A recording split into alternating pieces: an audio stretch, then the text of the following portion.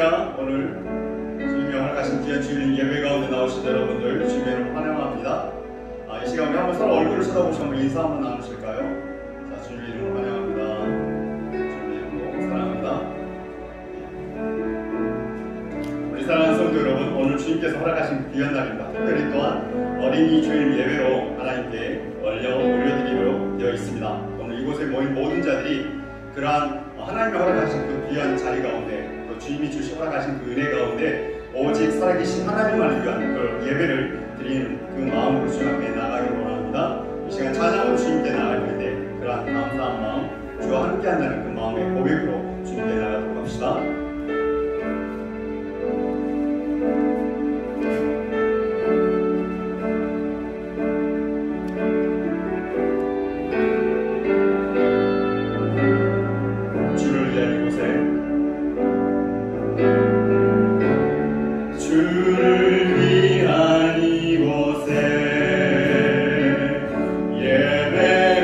예배하는 자들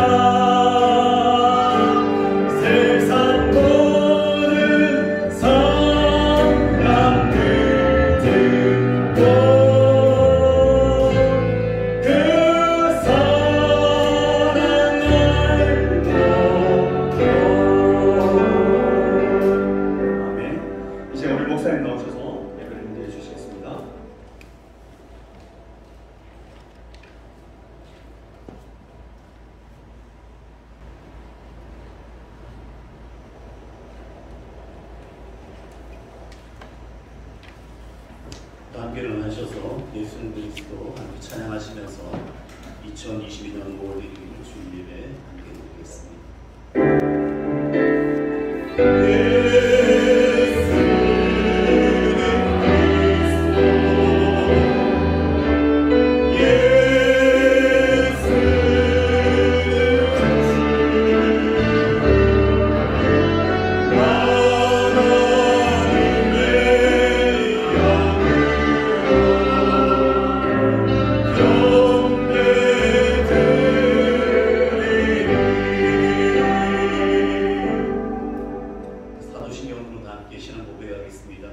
여러분은 성부 하나님을 믿습니까? 예, 나는 전능하신 아버지 하나님 천지의 창조주를 믿습니다. 여러분은 성자 하나님을 믿습니까? 예, 나는 그의 유일하신 아들 우리 주 예수 그리스도를 믿습니다. 그는 성령으로 잉태되어 동정녀 마리아에서 나시고 본디오 빌라도에게 고난을 받아 십자가에 못 박혀 죽으시고 장사된 지 4일 만에 죽은 자 가운데서 다시 살아나셨으며 하늘에 오르시어 전능하신 아버지 하나님 우편에 앉아 계시다가 거기로부터 살아있는 자와 죽은 자를 심판하러 오십니다. 여러분은 성령 하나님을 믿습니까? 예, 나는 성령을 믿으며 거룩한 공교회와 성도의 교제와 죄를 용서받는 것과 몸의 부활과 영생을 믿습니다. 아멘. 다 같이 앉아서 찬송가 36장 1절 함께 찬양하도록 하겠습니다.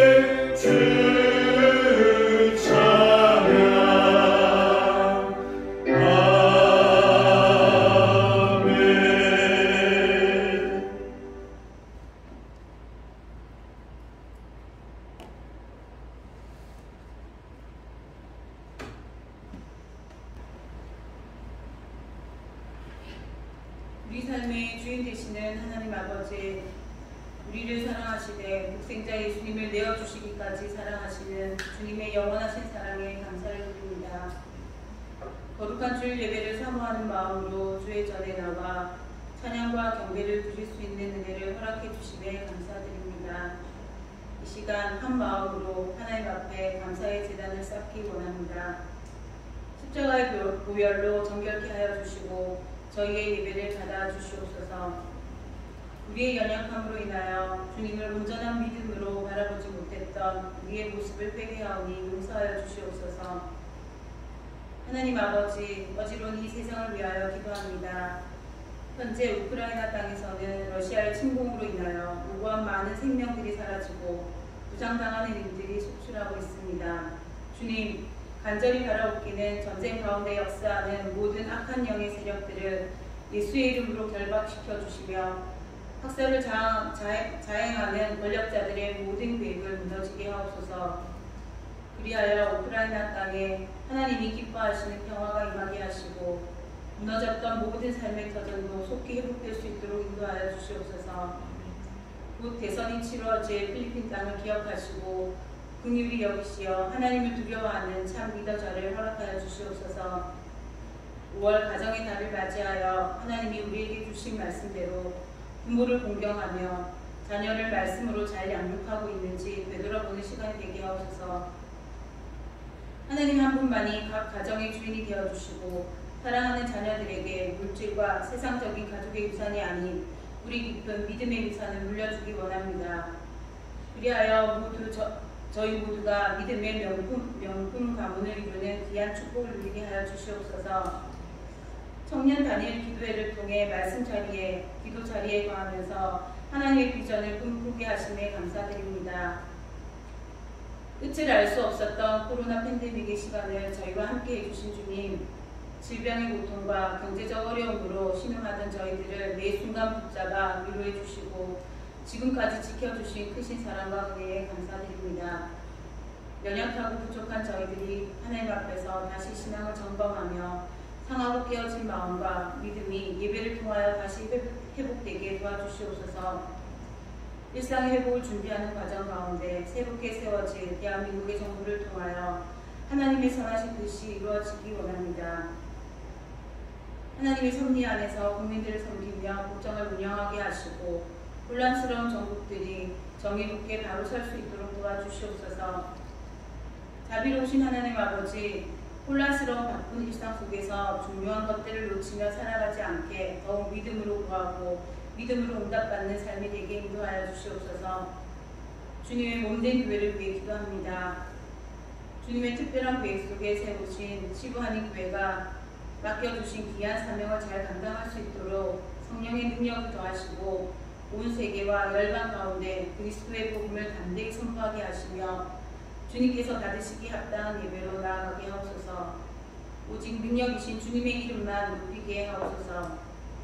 우리의 입술에 파수꾼을 세우시고 매 순간 향기로운 믿음의 말로 사람을 살리는 저희가 되게 하여 주시옵소서. 말씀을 가까이 하고자 했을 때 주님의 마음을 알게 하시고 힘겨운 가운데 기도의 자리로 나아갈 때 함께 하시는 주님의 손길을 경험하게 하시옵소서. 이제 말씀 듣기를 원합니다. 주님의 말씀을 대언하실 목사님을 강건하게 붙들어 주시고 성령의 기름을 부어주시어 말씀을 선포하실 때 권세와 능력을 더하여 주시옵소서. 말씀을 듣는 저희는 열린 마음으로 말씀을 받게 하시고 한 주간 세상 속에서 말씀이 능력이 되는 삶을 살아내게 하여 주시옵소서. 한국 방문 중에 목사님의 가정을 기억하시고 모든 과정 속에 함께하여 주시옵소서. 주님을 기뻐하는 마음으로 준비한 모든 찬양을 통하여 주님 홀로 영광 받아주시며 예배를 돕는 모든 손길들을 기억하시사 하늘에 넘치는 복으로 그들의 삶을 채워주시옵소서. 주님께 감사와 찬양과 영광을 돌려드리며 살아계신 예수 그리스도의 이름으로 기도드립니다. 아멘.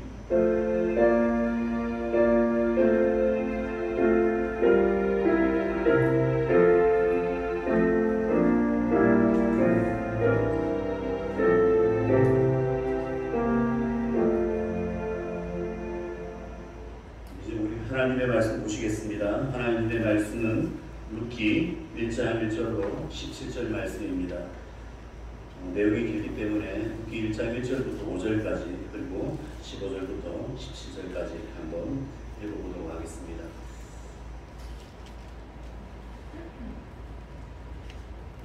그래서 함께 합독하도록 하겠습니다. 사사들이 치리하던 때에 그 땅에 흉년이 드니라. 유다 베들레헴의 한 사람이 그의 아내와 두 아들을 데리고 모압 지방에 가서 거류하였는데 그 사람의 이름은 엘리멜렉이요 그의 아내의 이름은 나오미요 그의 두 아들의 이름은 말론과 기럝이니 유다 베들레헴 에브라 사람들이더라. 그들이 모압 지방에 들어가서 거기 살더니 나오미의 남편 엘리멜렉이 죽고 나오미와 그의 두 아들이 남았으며 그들은 모압 여자 중에서 그들의 아내를 맞이하였는데 하나의 이름은 오르바요 하나의 이름은 루시더라. 그들이 거기에 거주한 지 10년쯤에 말론과 기럝 두 사람이 다 죽고 그 여인은 두 아들과 남편의 뒤에 남았더라. 15절부터 또 살펴보겠습니다.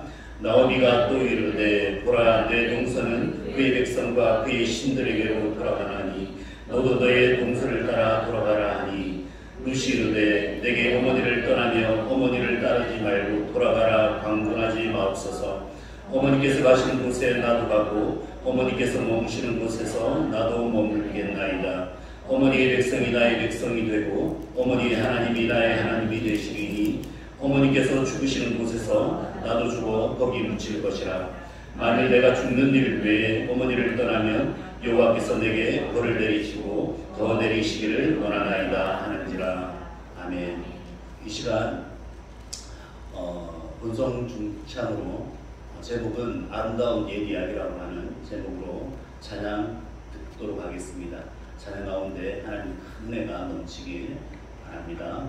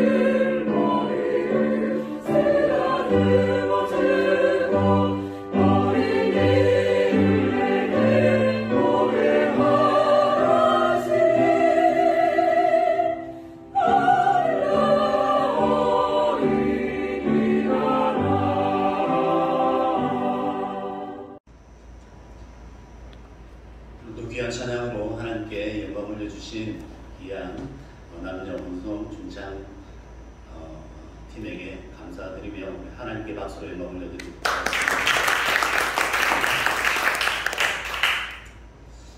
며칠 전에 아버지께 문자가 왔습니다. 아버지가 카톡을 보내셨는데 제 설교를 들으셨나 봅니다. 그래서 분석을 이렇게 해주셨어요. 감히 목사님께 예배 설교를 분석하는 경우는 잘 없죠. 근데 아버지니까 가능합니다. 그리고 보통 이렇게 목사가 설교를 하면 이렇게 지적을 해줄 수 있는 사람이 보통 담임 목사님 아니면 부모님 이런 분들이 될 수가 있겠죠. 저는 아내에게 못하게 합니다. 왜냐하면 하나님의 말씀을 종이 기도 가운데 받고 전한 거기 때문에 이 말씀이 하나님의 말씀이지 사람의 귀에 좋게 하고자 하는 말씀이 아니기 때문에 되도록이면 그러한 지적을 하지 못하게 합니다. 근데 아버지니까 또 어머니니까 또 담임 목사님이니까 또 감사하게 이렇게 지적을 받기도 합니다. 두 가지였습니다. 내용은 첫째, 너무 길다, 지겹다. 아버지께서 아들의 설교를 얼마나 잘 보시겠습니까? 처음부터 끝까지. 아버지가 사랑하는 마음으로 아들의 설교를 듣는데 그 설교가 길고 지겨우면 진짜 지겨운 겁니다. 아마 성도님들 고생하셨을 것 같습니다. 두 번째, 너무 긴장을 해서 유머가 없다. 좀 재밌는 이야기도 좀 넣어라. 내가 들어봐도 지겹다. 그 이야기를 딱 듣는 순간, 보는 순간 무슨 생각이 들었냐면 맞다. 내가 생각해도 그런 것 같다. 근데 속에서 또 무슨 생각이 드냐면 아버지 한번 여기 한번 써보십시오. 이런 마음이 솔직히 들기도 했습니다. 제가 설교를 이렇게 준비하고 또 설교를 이렇게 전하면서 많이 이렇게 긴장이 되고 또 한편으로는 전할 적에 이렇게 많이 경직되어 있는 이유 중에 하나가 뭐냐면 이 말씀대로 살지 못하기 때문에 전하는 게 참 부담스러울 때가 많습니다. 제가 당당하게 이 말씀대로 살고 이 말씀대로 전한 대로 이렇게 행할 수만 있다면 좀 더 담대할 텐데 이 말씀을 전하면서도 많이 부담이 되는 것이죠.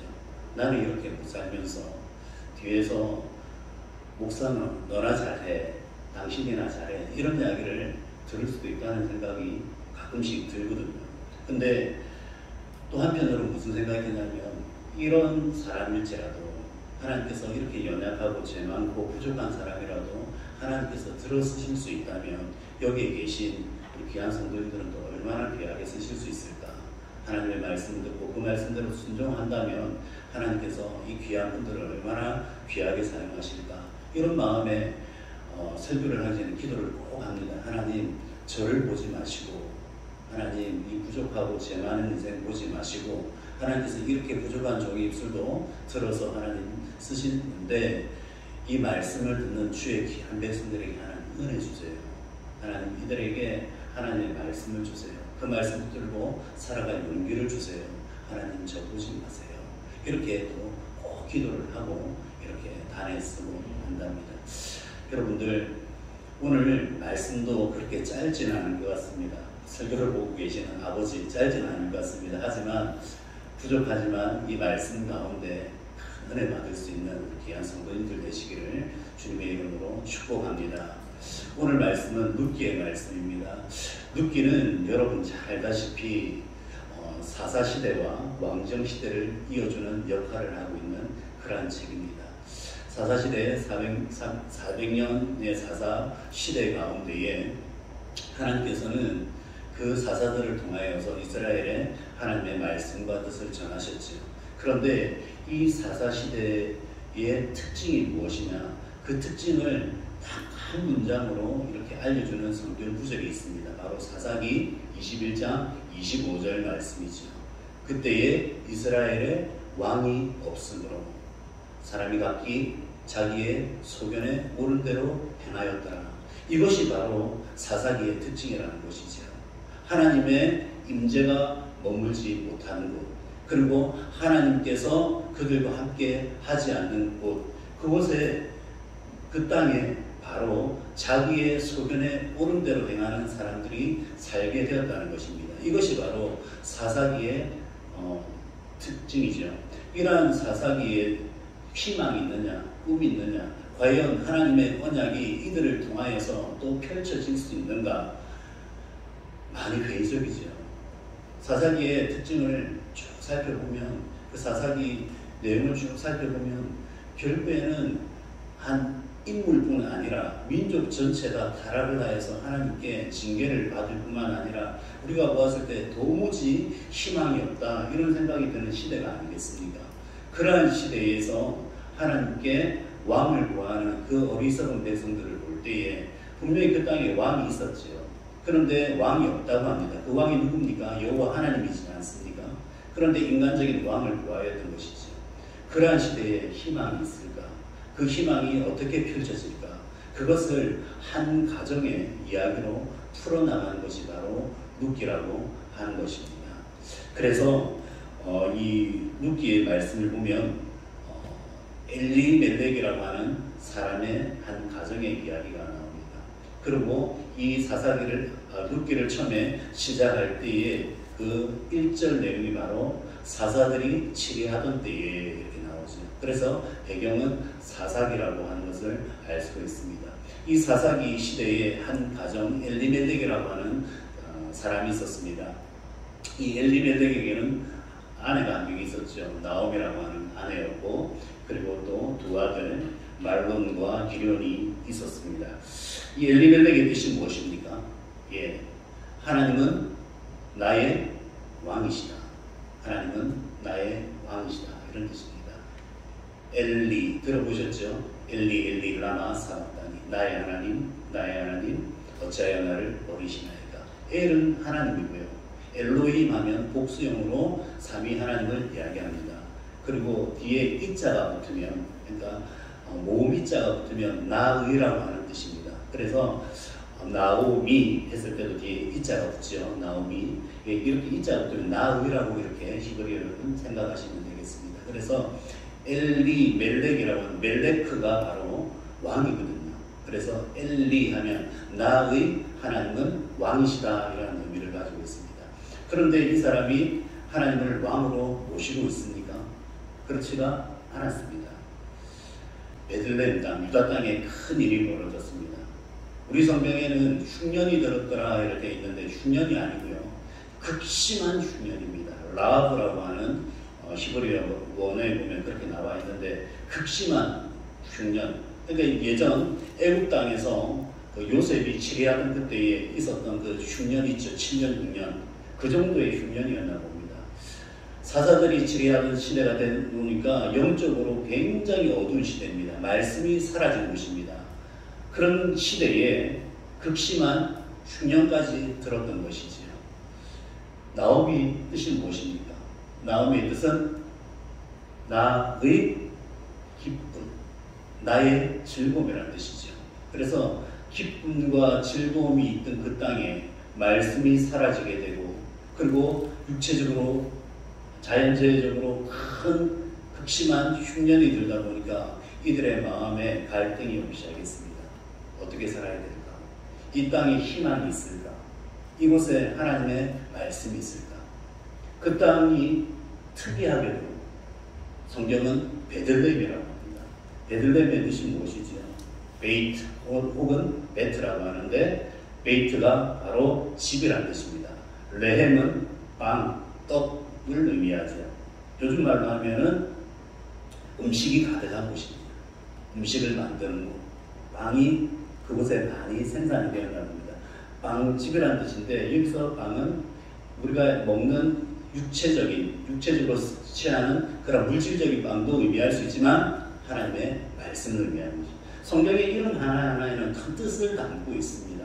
왜 하필이면 유대 땅의 베들레헴이었을까? 말씀의 집에서 말씀이 사라지니까 사람들이 기근 가운데 허덕이더라는 것이죠. 거기에 더불어서 이제 자연재해까지 왔습니다. 도무지 희망이 없습니다. 그때 어떻게 해야 됩니까? 하나님의 백성은 그곳에서 기도하며 하나님의 징계를 받을 때는 받고 기다려야 되는 것이죠. 그런데 모든 것을 정리해서 그 땅을 떠나버리게 됩니다. 제법 잘 살았던 것 같습니다. 나오미가 나중에 고백하지요. 내가 부유하게 나왔더니 나갈 때는 아주 부유하게 나왔다. 돌아올 때는 이렇게 비참하게 돌아왔다. 고백하지 않습니까? 거기에서 자기가 가진 것들을 그 사람들과 나누면서 함께 거하고 하나님의 말씀을 바라고 했어야 되는데 떠나버리게 됩니다. 그것도 하나님의 말씀이 없는 곳 모압 땅으로 가버리게 되었던 것이죠. 이스라엘 민족에 있어서 하나님과의 관계가 굉장히 중요한데 영적으로 말씀이 희귀한 시절이 되어버리니까 사람들에게 이제 혼란이 오기 시작합니다. 우리가 어떻습니까? 이 팬데믹 기간 때 여러분 말씀 가운데 거하기가 쉬웠습니까? 어려웠습니까? 어떤 이들은 끝까지 예배를 지킵니다. 집에서 온라인 예배든지 아니면 현장 예배에 나와서 함께 참석을 하든지 말씀을 붙들고 말씀과 살아가려고 애를 쓰는 사람이 있는 반면에 팬데믹으로 인해서 직장에서 해고가 되고 또 사업이 힘들어지고 또 여러 가지 문제가 생기면서 굉장히 영적으로 고통을 겪는 사람들도 있더라는 것이죠. 이 엘리멜렉의 가정은 무엇을 선택했습니까? 바로 이주를 해버리는 것이죠. 이민을 가버린 것입니다. 그곳에서 정착한 그들은 두 아들을 약속의 자녀가 아닌 언약의 자녀가 아닌 모압의 딸들과 결혼을 시켜버리고 맙니다. 하지만 안정감도 잠시 곧 그 아들 둘은 죽고 갔지요. 그 이전에 물론 엘리멜렉도 죽어버리고 맙니다. 하나님을 떠난 백성, 말씀을 떠나고 세상을 쫓아가니까 하나님께서 더 이상 그들의 왕이 되어주지 못하고 더 이상 그들의 여호와가 되어주지 못하였다고 하는 것입니다. 여기 보면 말론과 기륜이 나오는데 이들의 이름의 뜻도 한번 보시기 바랍니다. 말론이 뜻이 무엇입니까? 병약한 자라는 뜻입니다. 병약한 자는 무엇을 먹어야 되죠? 음식을 먹어야 되지 않습니까? 영적인 의미가 있죠. 우리가 영적인 기근 가운데 있을 때에 영적으로 배고플 때에 하나님의 말씀을 먹어야 한다는 것이죠. 그런데 그 아들은 그러지를 못했습니다. 그리고 그 말씀을 떠나니 결국은 죽어버리고 마는 것이죠. 기련의 뜻이 무엇입니까? 낭비라고 하는 것입니다. 낭비. 제가 성경을 공부하면서 신대원에서 공부하면서 그런 생각을 해보았습니다. 성경 인물들이 어떻게 이렇게 그들의 삶과 일치를 할까? 그런데 성경의 인물의 이름을 과연 그들의 부모가 그렇게 지었겠는가? 이런 생각을 해보았습니다. 그러니까 조선시대에 왕들의 이름을 이야기할 때 뭐 태종, 태세, 문단세 하면서 쭉 나오지 않습니까? 태조, 뭐 정조, 정종, 그 다음에 세종 다 이들의 이름이 언제 지어집니까? 사후에 지어지죠. 묘호라고 하죠. 묘호. 그리고 묘 다음에 시호가 붙고요. 그리고 그들의 업적에 이름이 붙습니다. 그래서 이름이 보통 12자 정도의 이름을 가지고 있습니다. 왕들의 이름이. 우리가 근데 보통 이야기할 때 묘에다가 붙이는 이름이 있죠. 그래서 태조, 성종, 태종 뭐 이런 이름을 붙이지 않습니까? 아마 성경의 인물도 성경을 기록하던 당시에 그 저자가 그런 의미로 쓰지 않았을까. 나발 아시죠? 나발. 멍청이. 이름이 멍청이지 않습니까? 멍청이. 다윗에게 조금만 잘 후대했더라면 큰 복을 받았을 텐데 그 후대하지 않고 결국 죽지 않습니까? 어머니가 과연, 아버지가 과연 그 아들을 낳았을 때 멍청아 이렇게 이름을 지었겠습니까? 그런 이름은 아니었을 겁니다. 그래서 이 기련, 말론 이러한 이름들도 아마 후대에 기록할 때에 그렇지 않았을까 이런 생각을 해본다는 것이죠. 기련의 이름 뜻이 무엇이라고요? 낭비입니다. 낭비. 하나님의 말씀 가운데 거하여야 할 그 백성이 하나님의 말씀을 먹지 못하니까 그 병약했던 말론은 죽고요. 그리고 이 기련, 모압 땅에서 결국 모든 것을 소비해 버리게 되었다는, 낭비해 버리게 되었다는 것이죠. 나갈 때 풍성하게 나갔다가 결국에 그곳에서 모든 것을 낭비해버리고 많은 그런 가정의 모습을 볼 수 있다고 하는 것입니다. 이제 졸지에 새 여인은 과부가 되었습니다. 나오미는 그래도 남편과의 오랜 시간 교제가 있었죠. 그런데 이제 같이 시집온 두 여인, 바로 오르바와 룻은 정상 과부가 되는 것이죠. 아주 이런 나이에 과부가 되어버리는 것입니다. 자녀도 없습니다. 결국에는 믿음의 때도 끊어져 버릴 지경에 되었다는 것이죠. 그런데 어느 날 베들레헴으로부터 소문이 들려옵니다. 하나님께서 이제 다시 회복을 시켜주셔서 거기에 음식이 있다는 것이죠. 그곳에 양식이 있다는 것이죠. 즉 하나님께서 회복을 조금씩 보여주시더라는 것입니다. 그곳에 있는 사람들에게 영적인 양식이 주어진다는 것이죠. 그 소식을 듣고 나오미가 이제 결심을 합니다. 고향으로 돌아가야 되겠다. 두 며느리, 두 자부를 데리고 함께 길을 났습니다. 길을 가는데 생각이 드는 거예요. 과연 이 딸들을, 이 자부들을, 이 며느리들을 내가 데려가서 사는 것이 옳은 것인가? 이 젊은 딸들을 어떻게 해야 될까? 가는 길 도중에 이야기를 합니다. 얘들아, 내 이야기를 잘 듣거라. 내가 무슨 소망이 있겠냐? 내가 지금 남편이 있어 아들을 낳는다 한들 너희가 그 아들과 결혼을 할 수가 있겠느냐? 너희 그러지 말고 너희 땅, 너희가 살던 그 고향에 남아서 새로운 가정을 꾸리고 새로운 삶을 시작하더라, 이렇게 이야기를 했던 것이죠. 그때 오르바, 이 자부는 그렇게 이야기합니다. 어머니, 저 그렇게 하지 않겠습니다. 어머니 따라가겠습니다. 룻도 옆에서 거둡니다. 어머니, 저도 가지 않겠습니다. 저도 어머니와 함께 하겠습니다. 그때 다시 나오미가 한 번 더 강권을 하죠. 그러지 말거라. 돌아가서 너희 땅에서 함께 살아가거라. 이렇게 이야기했을 때에 오르바가 어떻게 합니까? 오르바가 네, 알겠습니다. 돌아가겠습니다. 오르바의 뜻이 무엇인지 아십니까? 오르바는 성경 원어에 보면 오르파라고 되어 있습니다. 오르파. 이 뜻이 뭐냐면 앞머리 이런 뜻도 있고요. 머리털 이런 뜻도 있습니다. 동의어가 바로 아라프인데요. 이 아라프가 목을 꺾다입니다. 무슨 의미일까요? 우리가 보통 이렇게 안 때 우리 한국 사람들도 마찬가지죠. 외국 사람은 특히 코가 크기 때문에 옆으로 많이 고개를 돌립니다. 그죠?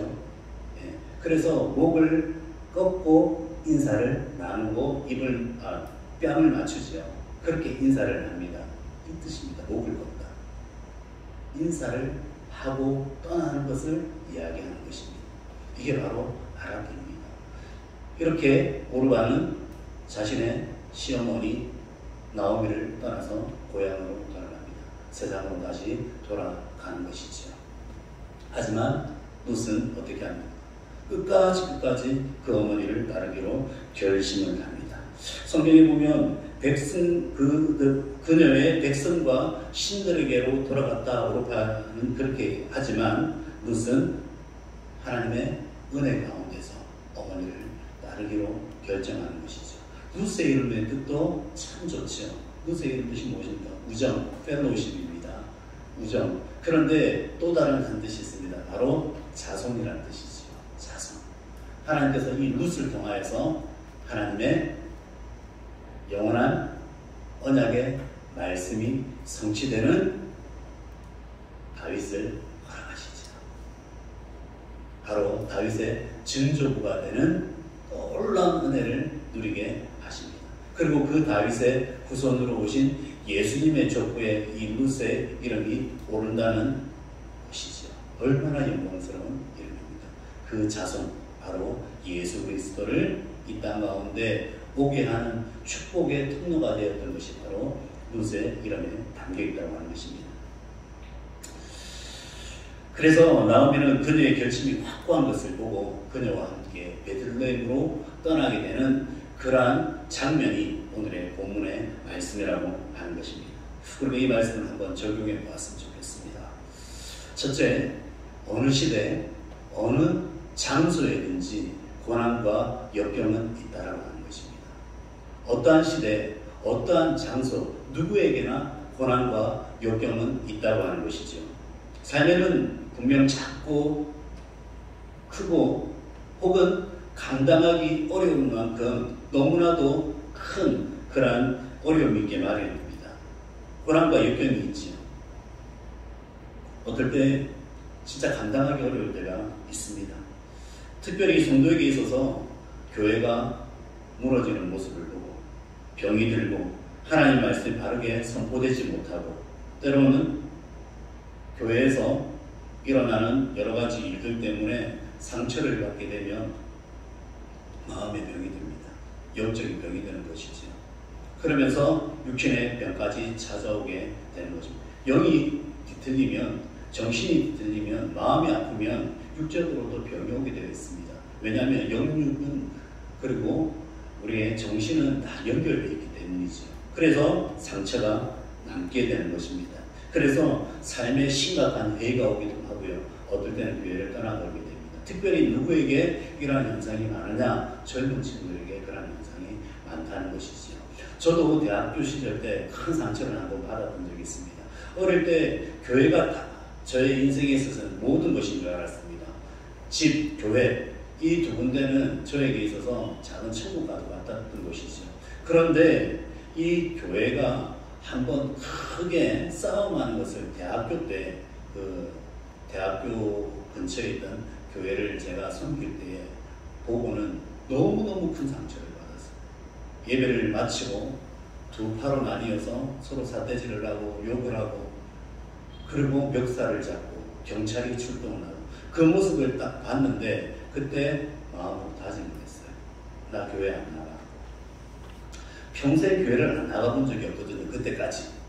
어머니의 뱃속에서부터 그때까지 교회를 나가보지 않은 적이 없습니다.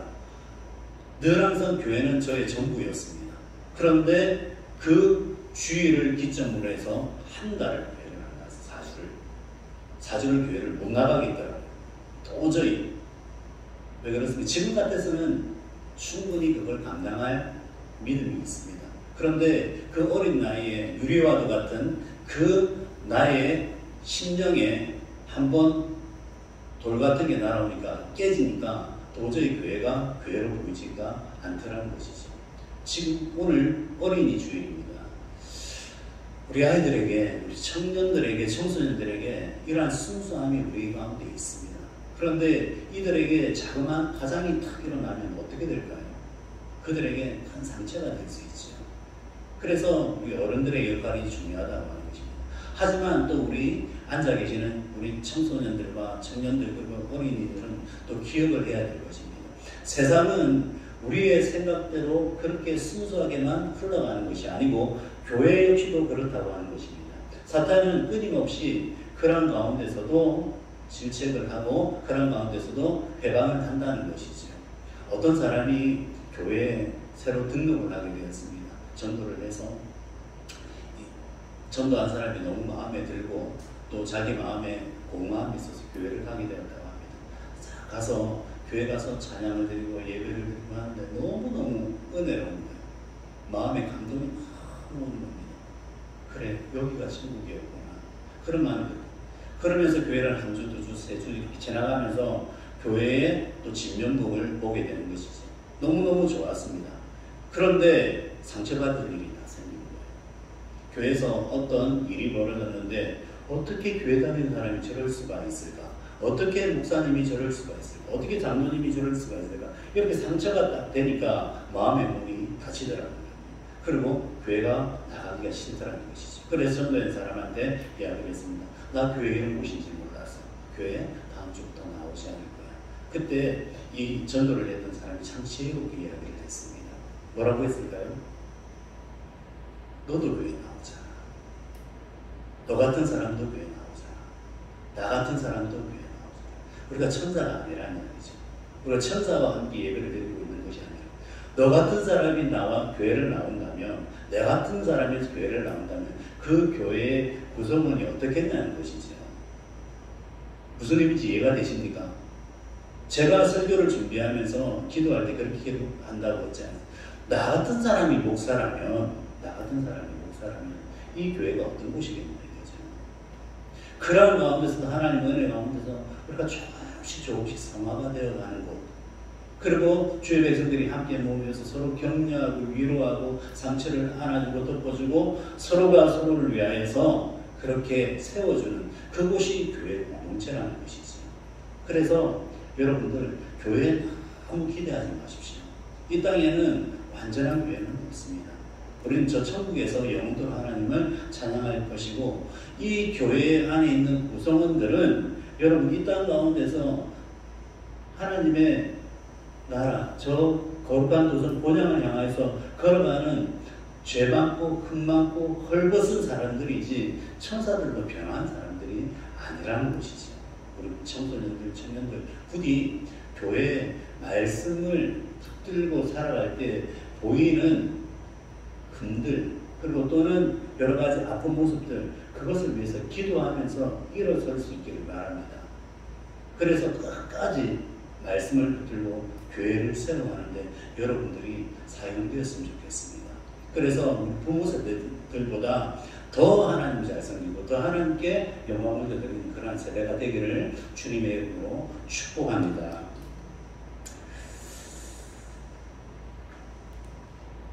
우리의 환경이 마찬가지입니다.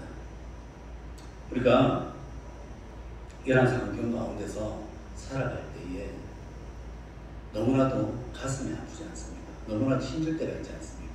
고난과 역경 가운데 때로는 넘어져 일어나지 못할 정도로 괴로울 때가 있지 않습니까? 그럴 때, 그렇다면 성도는 이 고난과 역경에 대해서 어떻게 대처하고 어떻게 그 고난과 역경을 받아들이며 이겨나갈 수 있을까요? 그것은 바로 우리가 그 고난과 역경을 하나님께서 주신 복의 통로라고 생각을 하면 훨씬 더 우리에게 힘이 될 거라고 하는 것입니다. 아직 2주가 채 되지 않았죠.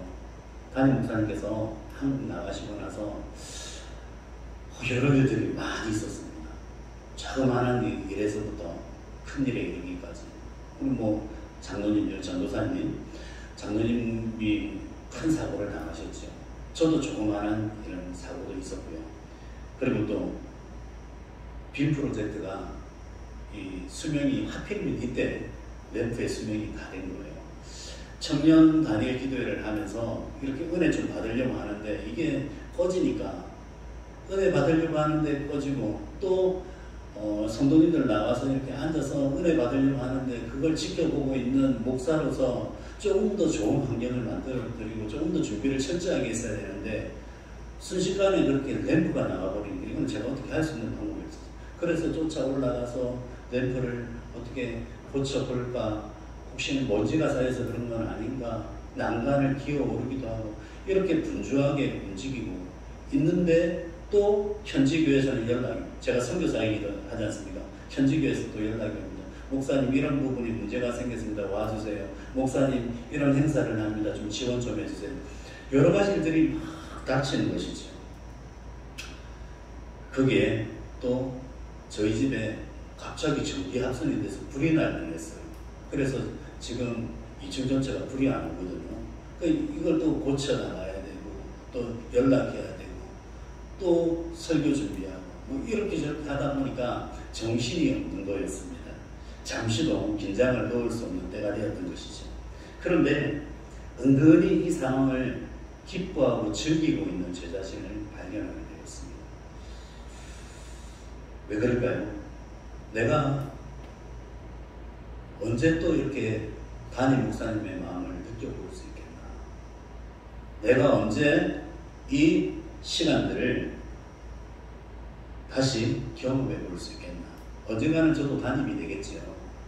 그렇게 될 수도 있고, 혹은 선교사로서 이렇게 이 땅 가운데서, 혹은 다른 나라에서 이렇게 목회를 끝낼 수도 있겠죠.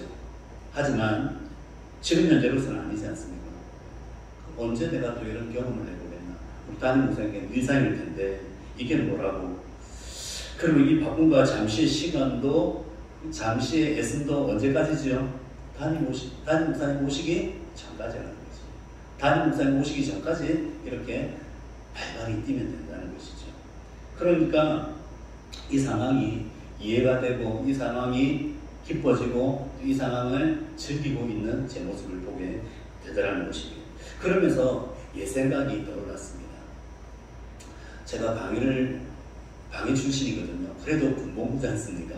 그 군복무를 마치고 제가 아르바이트를 하게 되었습니다. 다른 아르바이트도 할 수 있습니다. 과외도 좀 하게 됐는데 과외도 할 수도 있고 아니면 좀 더 편한 일을 할 수도 있었는데 일부러 뭘 했냐면 막노동을 했습니다. 일명 노가다라고 하는 막노동을 했습니다. 막노동을 한 6개월 정도 했거든요. 집 근처에 있는 그 회사에 건축회사에 그렇게 가서 막노동을 하게 됐는데 지금도 기억이 나는데 일단 25,000원이었습니다. 잡부. 그래서 시키는 걸 다 했어야 됐습니다. 그런데 이 일을 하면서 너무 즐거웠어요. 뭐가 즐거웠냐면 등짐을 조적이라고 하거든요. 조적. 이 벽돌을 쌓는 걸. 그러면 1층에서 어떨 때는 7층까지 그걸 메고 올라가야 됩니다.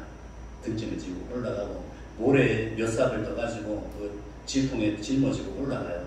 그렇게 해서 열심히 올라가서 그 일하시는 분, 그 전문가들이죠. 그분들에게 드리기도 하고요. 그리고 또 높은 곳에 올라가서 이제 그 위험한 일들도 있습니다. 나무로 이렇게 처음에 기둥을 딱 대고 이렇게 거기다가 공구리 친다고 하죠. 이렇게 시멘트를 넣거든요. 그러고 나면 이제 나무를 띄고 나서 그 전선이 들어가는 부분은 파이프가 들어가는데 그 파이프 부분을 빼내야 돼요. 그러면 이제 벽에 붙어 있는 파이프를 빼려면 밖에 있는 그 아시바라고 하는데 그 난간이죠. 거기에 아무런 장비도 없이 그 당시에 그랬습니다. 그 난간만 잡고 그걸 고생을 넣어서 뽑아야 돼요. 그렇게 위험한 일도 하고 다 했었습니다. 새벽까지 일어나서 가야 되고 잠이 또 얼마나 많습니까? 그렇게 해야 되고 저녁에 잔업도 하고 그 아저씨들에게 욕을 얻어먹어가면서 다 했습니다. 그런데 그 아저씨들 욕을 할 때라든지 그 아저씨들이 뭘 할 때라든지 기뻤어요. 그리고 속으로 생각하면 아저씨들은 평생 일하지만 저는 잠시입니다. 저는 이거 경험입니다. 이런 생각을 하니까 이 일이 재밌는 거예요. 충분히 견딜 수 있는 것이더라고요. 제가 지금 무슨 이야기를 합니까? 이 땅 가운데 고난과 고통도 잠시라는 것이죠. 우리의 삶이 영원한 삶이지 않습니까? 언제 다시 이 눈물과 고통과 고난 가운데 거할 수 있겠냐는 것입니다. 저 눈물과 아픔이 없는 저 천국에 가면 이 땅의 고난과 고통도 잠시의 추억이라는 것이죠. 우리가 언제 다시 이 고난과 고통의 세월을 다시 맛볼 수 있겠냐는 것입니다. 그래서 우리가 기쁨 가운데 이 고난과 고통을 이길 수 있다고 하는 것입니다. 그것이 바로 성도가 고난과 역경을 받아들일 태도가 되어야 된다는 것입니다. 이런 마음으로 세상을 살아간다면 못 넘어갈 고난이 있을까요? 정말 힘들 때가 있습니다. 정말 마음이 무너질 때가 있습니다. 때로는 포기하고 싶을 때가 있습니다. 그런데 저 천국을 생각하며 그 삶을 생각했을 때 이 땅의 삶은 잠시야. 잠시 세상에 내가 살면서 그 찬양이 나오는 것이지. 주와 함께 거닌다면 때로는 하나님께 좋은 것으로도 주시지 않아요. 늘 고난과 역경이 있는 것은 아니지요. 눈물과 기쁨은 항상 양면성을 가지고 있지 않습니까? 그래서 저 천국을 사모하며 나갈 때 하나님께 주시는 위로가 있을 줄 믿습니다. 아무리 편해 보이는 인생이라도요. 그 인생에게는 그 나름대로의 고통과 고난이 있습니다. 제가 편해 보이지요. 어떨 때는 제가 좋아 보일 때도 있을 겁니다. 그런데 속이 썩을 때가 참 많습니다. 저도 마찬가지입니다. 어떤 분을 보면 참 저분은 세상 걱정 없이 사는 것 같아. 정말 행복한 것 같아. 그렇게 보이죠. 그런데 바꿔보면 똑같더라는 것이죠. 그분과 상대방과 함께 대화를 해보고 상담을 해보면 똑같더라는 것입니다. 그게 우리의 삶이라는 것이죠. 아무리 힘들고 어렵더라도 나에게 주어진 그 십자가는 있습니다. 그리고 그 십자가를 묵묵히 걸어가는 것이 바로 인생이라고 하는 것입니다. 오르바처럼 세상으로 돌아가는 인생이고요. 노처럼 고난과 역경 속에서도 약속의 말씀을 붙들고 하나님을 붙들고 그 믿음을 가지고 걸어가는 그 인생이 있다고 하는 것입니다. 누구의 인생을 우리가 쫓아가고 있습니다. 성경에 많은 인물들이 세상으로 돌아가는 인생의 모습도 보여주었고요. 그리고 하나님의 약속의 말씀을 붙들고 끝까지 믿음으로 승리하는 인생도 보여주더라는 것입니다.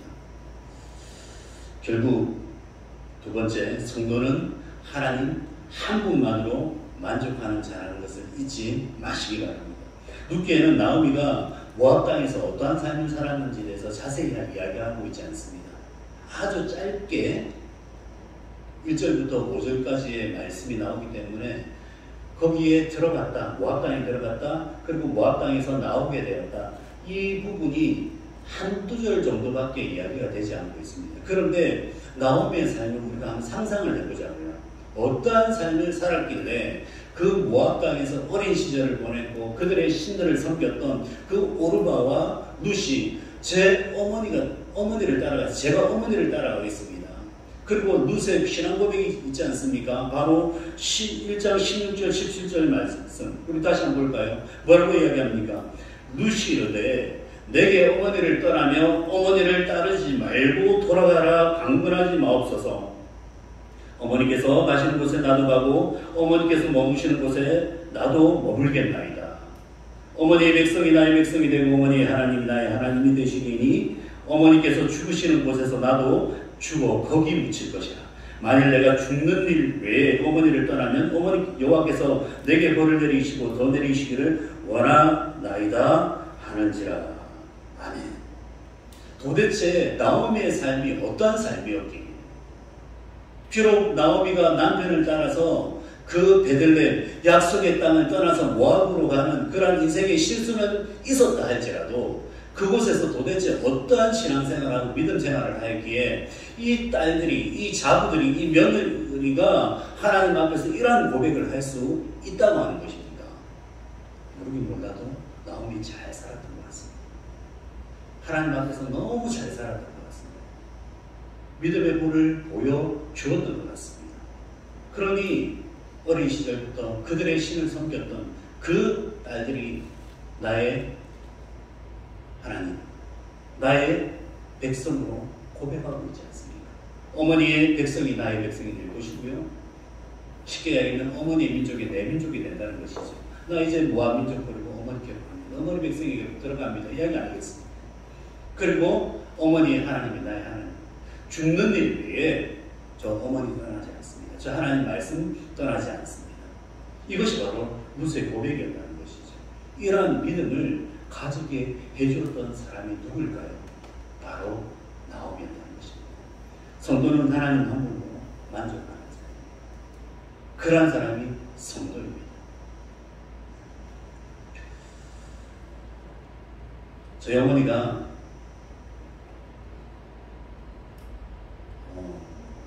10형제, 아버지가 장남이거든요. 10형제의 장남입니다. 장남의 맏며느리입니다. 맏며느리. 제 막내 삼촌이 저보다 2살 많습니다. 그 위로 4살 많고, 그 위로 6살 많고, 그 위로 8살 많습니다. 이렇게 쭉쭉쭉쭉 올라갑니다. 어머니가 시집 오니까 막내 삼촌, 그리고 그 위에 삼촌하고 고모가 쌍둥이거든요.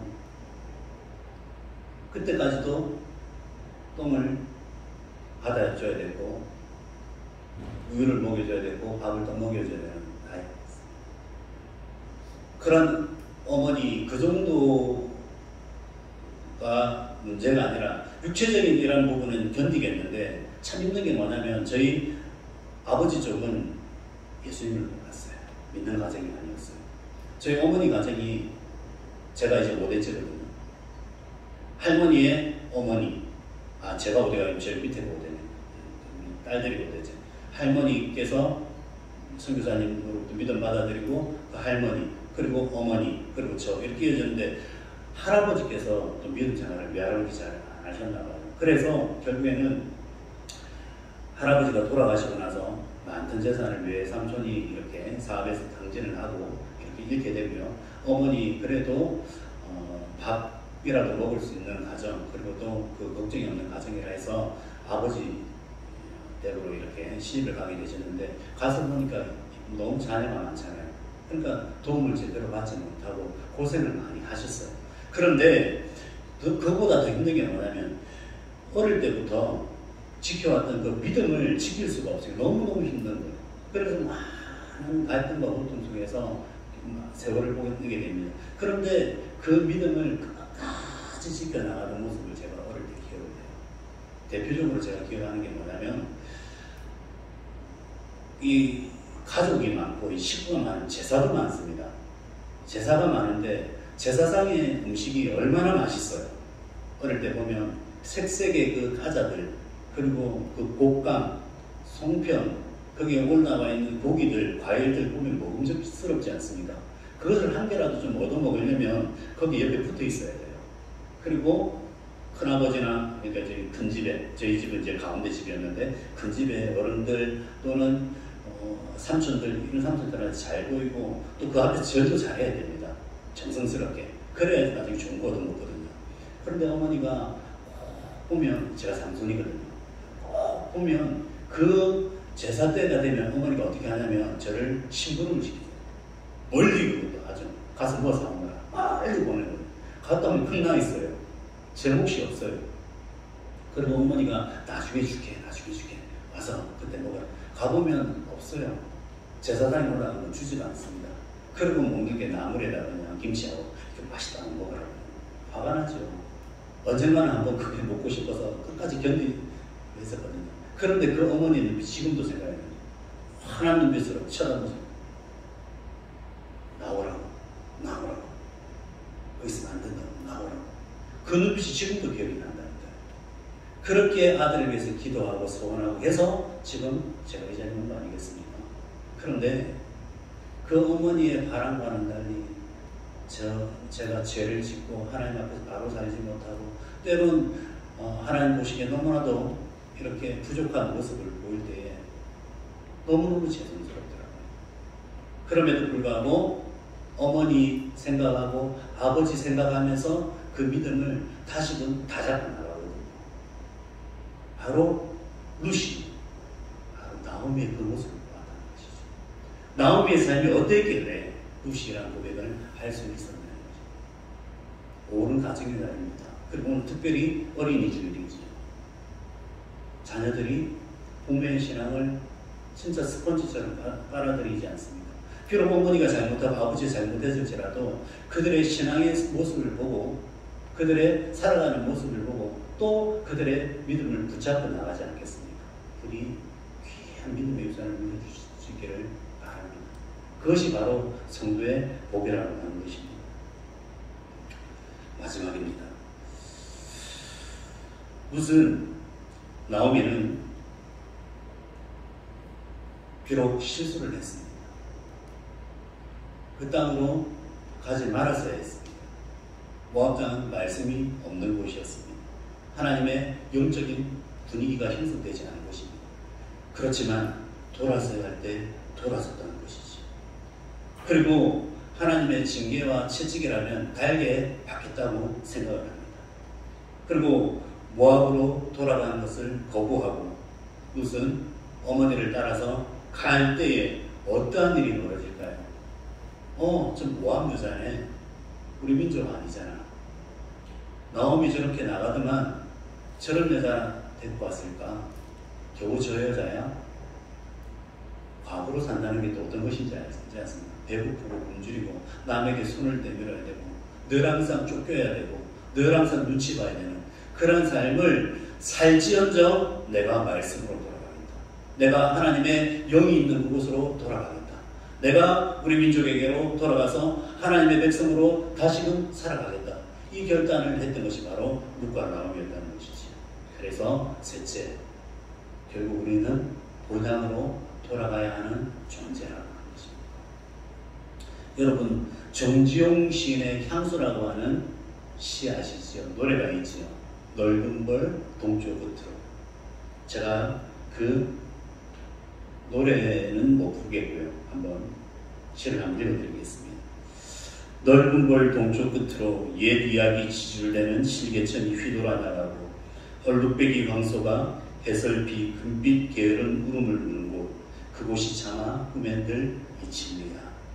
진루 가로에 제가 식어지면 빈 밭에 밤바람 소리 말을 달리고 엷은 졸음에 겨운 늙으신 아버지가 집벽에를 돋아 고이신 곳, 그곳이 차마 흠엔들 이칩니다. 이게 전문입니다. 뒤에 쭉 나오고요. 여러분, 고향이 어디십니까? 고향을 생각만 해도 따뜻하지 않습니까? 어린 시절 함께 뛰어놀았던 그 친구들. 언제나 달려가면 너른 품으로 안아주실 것 같은 김이 모락모락 나는 쌀밥을 지어서 맛있는 국과 반찬과 김치를 내놓으신 그 어머니, 그 밥보다도 더 따뜻한 부모님의 그 사랑, 그곳이 바로 고향이지 않습니까? 그 고향, 우리에게는 영적인 고향이 있죠. 하나님께서 너른 품으로 우리들을 맞이해 주신 그 고향, 젖과 꿀이 흐르는 그 땅, 온갖 것을 좋은 것으로 우리들을 예배해 놓으신 그 고향을 우리가 지금은 육신의 눈으로 보이지 않습니다. 하지만 우리가 영적으로 느끼지 않습니까? 말씀 가운데 느껴지지 않습니까? 찬양 가운데 그것을 발견하지 않습니까? 그런데 인생의 고난과 역경 앞에 무너지는 나약한 존재가 되어서 되겠습니까? 여러분들, 얼마 남지 않은 그 고향으로의 귀향의 날이 있을 것입니다. 그때 하나님 앞에 섰을 때에 하나님이 우리들을 그 넓은 품으로 안아주실 것입니다. 그리고 잘했다 입 맞춰주실 것입니다. 그리고 우린 영원토록 그분과 살 것입니다. 귀향을 하기 전에 우리가 잘 준비해서 갑시다. 잘 준비해서 하나님, 이 땅 가운데서 감사하게 잘 살았습니다. 천상병 시인의 그 시처럼 나 하늘로 돌아가. 가서 이 세상 소풍 끝나는 날 가서 이 세상 참 아름다웠다고 말하라. 그런 고백이 우리 가운데 있는 복된 그러한 시간 되기를 주님의 이름으로 축복합니다. 우리 이 시간 564장 함께 찬양드리겠습니다. 564장입니다.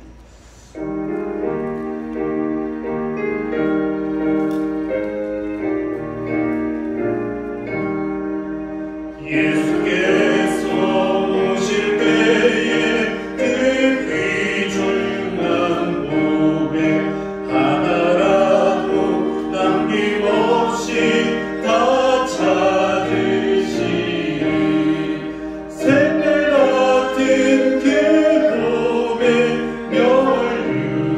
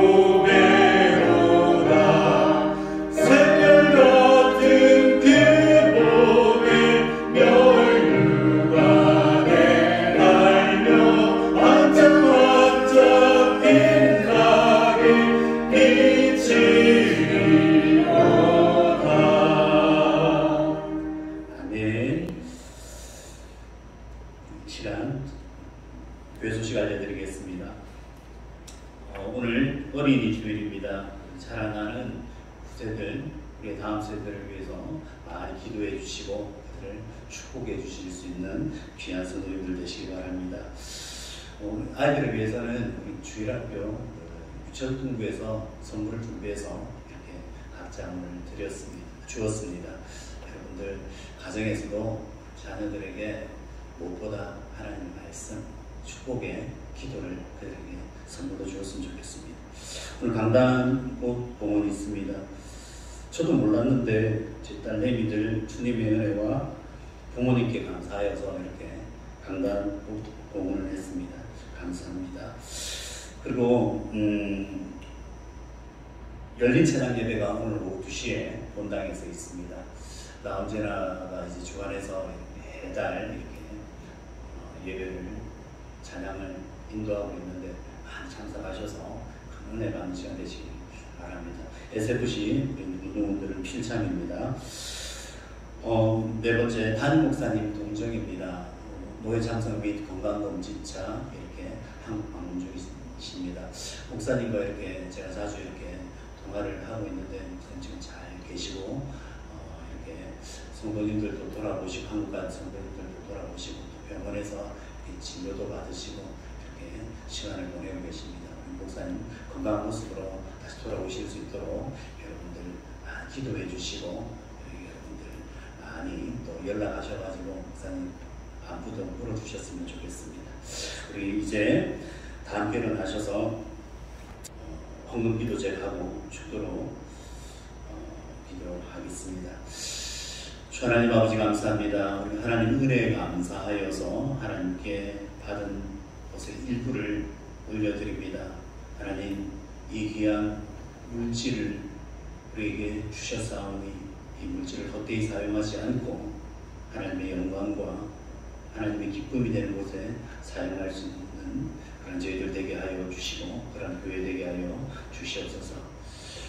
오르반은 약속의 말씀을 끝까지 붙들지 못하고 세상으로 돌아가였으나 모압 여인 룻은 하나님의 말씀을 붙들고 하나님의 약속을 붙들고 끝까지 하나님과 동행하기 위하여서 그 어머니 나오미와 함께 하나님의 말씀이 있는 베들레헴으로 돌아가서 하나님의 복을 받아 다윗의 증조모가 되고 또 훗날 이 땅 가운데 오신 그 성자 하나님의 조상이 되는 그런 큰 복을 받았습니다.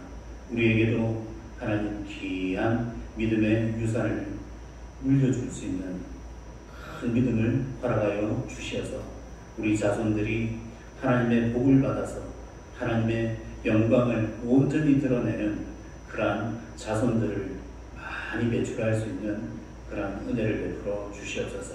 그러한 자녀들이 잘 되고 하나님의 영광을 드러내는 모습을 우리의 눈으로 목도할 수 있게 하여 주시고 우리가 또 저 천국에서 그들의 잘됨을 전해드릴 수 있는 그러한 저희들 될 수 있도록 하나님 이 땅 가운데 저희도 잘 살 수 있게 하나님 붙들어 주시옵소서. 예배 참석한 모든 주의 백성들에게 하나님 은혜를 베풀어 주시기를 원하옵고 지금은 우리 주 예수 그리스도의 은혜와 하나님의 무한하신 사랑과 성령님의 감화감동 교통하심이 하나님의 약속의 말씀을 끝까지 붙들고 나아가기를 원하는 주의 귀한 백성들과 그 가정과 사업과 직장 위에 이제부터 영원토록 함께 하실지어다. 아멘.